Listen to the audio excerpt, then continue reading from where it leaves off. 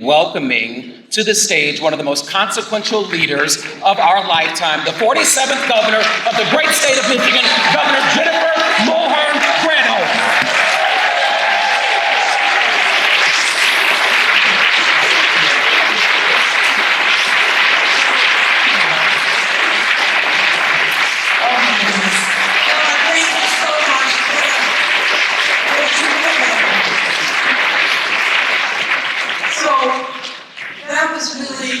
Really beautiful. Thank you to NBC for orchestrating it, for making it happen.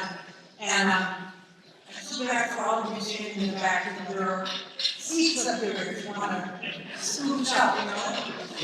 But let me just say, first of all, that all of the stuff that we did in the governor's office and in the display in the DOE and the board as well are stuff that's work.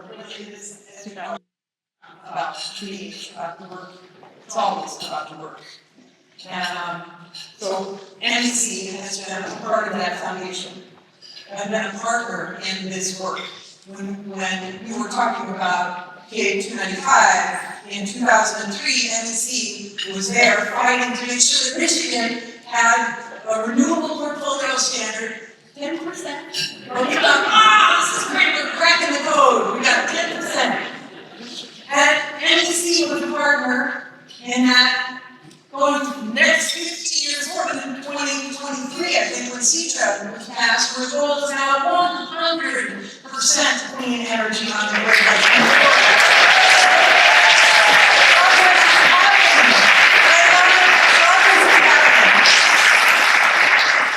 So NBC was part of this foundation, and the folks who worked at the governor's office with me in the administration were part of that foundation. And I really want those who worked with me, to elect me, to stand up, because you were part of making this happen. So the team from the Granholm administration,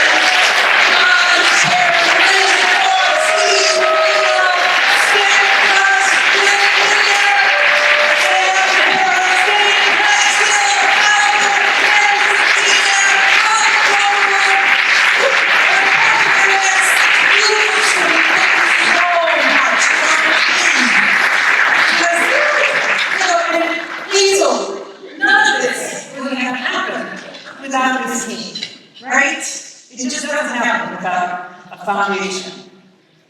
And another piece of that foundation, for me, has been my heart, my family, Dan, and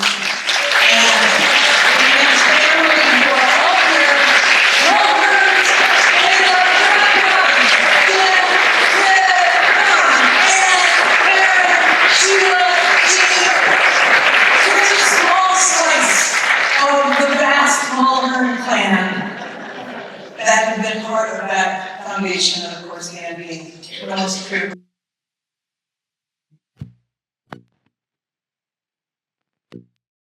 The foundation was my colleagues from the Department of Energy. You know, Tony, thank you so much for those beautiful words.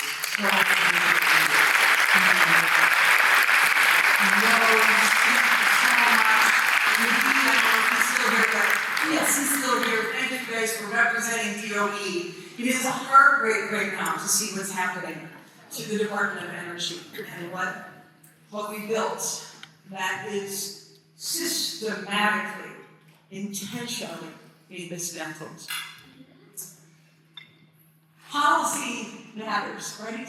Policy trying to raise the gets a little bit.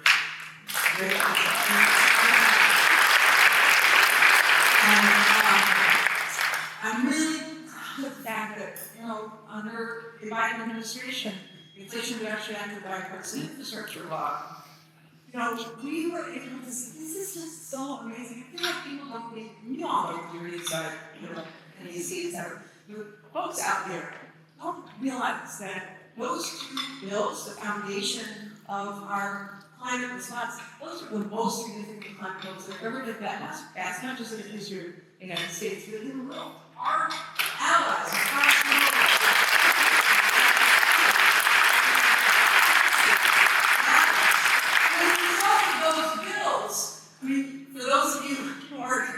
I hope you felt a little bit of it anyway.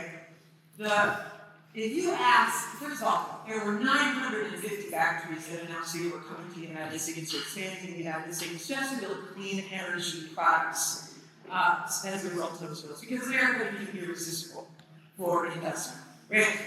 Right? Michigan was the number 2 state in terms of a number of announcements of companies that were going to build products, obviously largely focused on industry and batteries, etc. But not just that, Corning and Saginaw doing, helping with solar.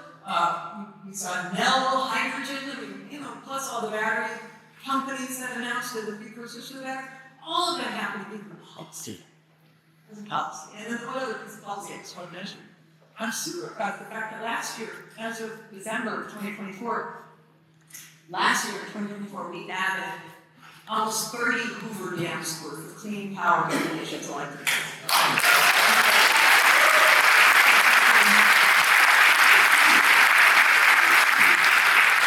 Policy matters. And leadership matters too. Mm-hmm. When you don't have leadership, or when you have leadership that's doing damage, that matters. So what I said there about non-governmental organizations and community organizations and states and cities and mayors and the private sector have to step up to fill in the breach. That is so true. This is not a time for despair. This energy transition is full roll ahead. It's not going to be stopped. I don't care what they do. I don't care if there's a war on wind, a war on solar, a war on EVs. It is not going to stop. It may be slow. I get that.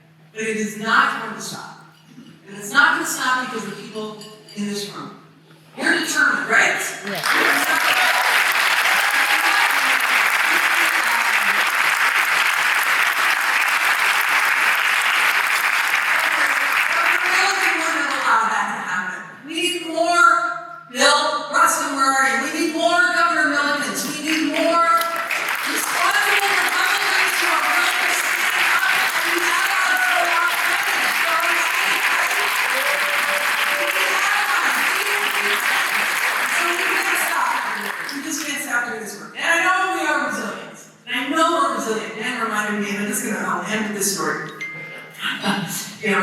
Yesterday as a sort of symbol of resilience. So when I was Attorney General, I went to the UP 200. You know what UP 200 is, right? No, you don't.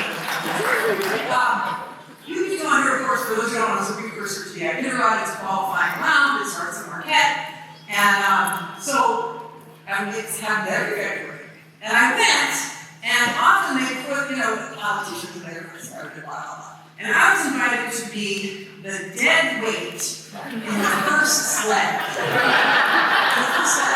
Because, the dogs are excited, they need somebody to weigh it down.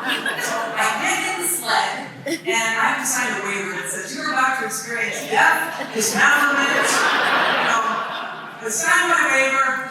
I get in the sled, I'm sitting on a bunch of frozen fish, I'm Velcroed in, I got my goggles on, and the musher behind me is in his Tim Kirkland, but he was a veterinarian, but he was the honorary. So you go down to Washington Street Marquette as the start, and you go by the grandstand, and there's a woman at the grandstand announcing what's happening. And she says, there's Secretary Jennifer Granholm in the first sled, she's the dead weight. She's about to go around Dead Man's Curve. And she says, as we go by, okay, Attorney General, remember, you chicks don't cry till the bone pokes through. So it's a story of resilience. All you chicks.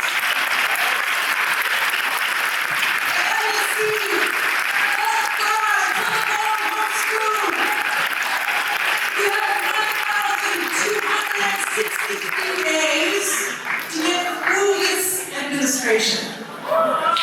We can do this, right?